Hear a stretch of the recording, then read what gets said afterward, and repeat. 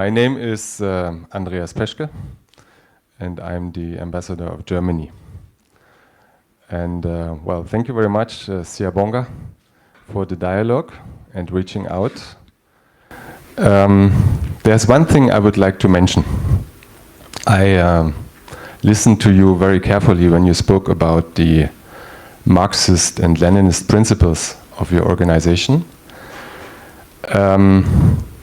Some here in the room would know I grew up in a communist country. I grew up in a country called the German Democratic Republic, also known as East Germany.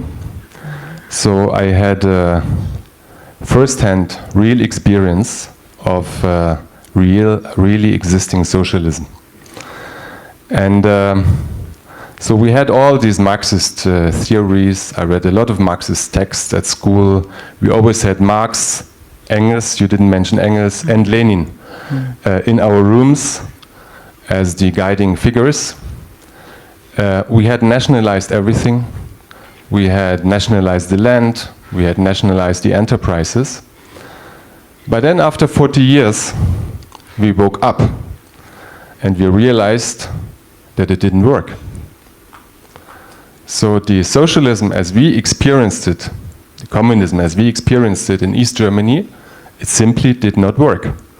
So when the Soviet Union broke up, I think we took the destiny in our hands and joined our brothers in Western Germany in order to build a social market economy.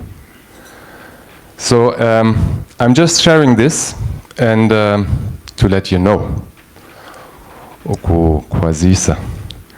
And I'm happy, you know, because I'm an example. Maybe it's interesting to you to speak to somebody who has this first-hand experience. I'm ready to share this experience in more detail of how real existing socialism looked like, because we made the experience that it didn't work. And maybe it's good also to try to learn. Everybody has to make its own experiences, but maybe it's also good to learn ukufunda kwa maputa, kwa bengine, from other mistakes. So maybe that's something I would like to offer.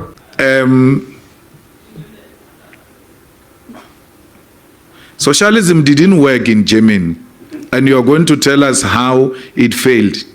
But go and also learn from China how socialism works, and it has succeeded in China.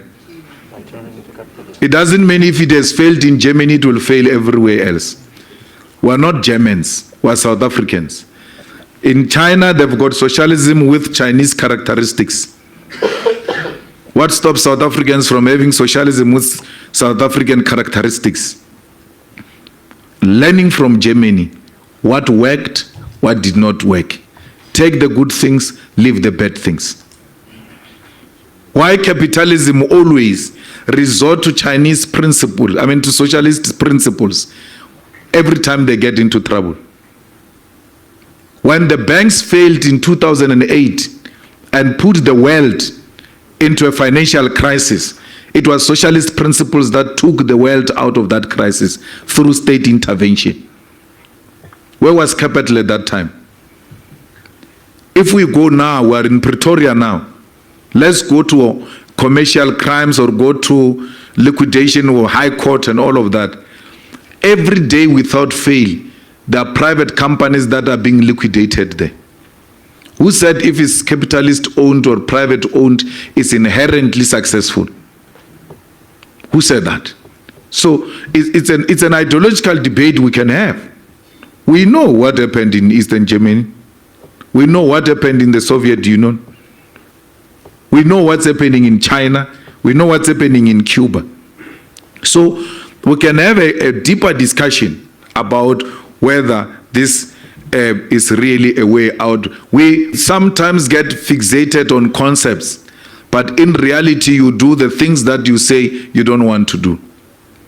Every time capital gets into problems, the state must intervene. Every time. That's when you now see the importance of socialist principles.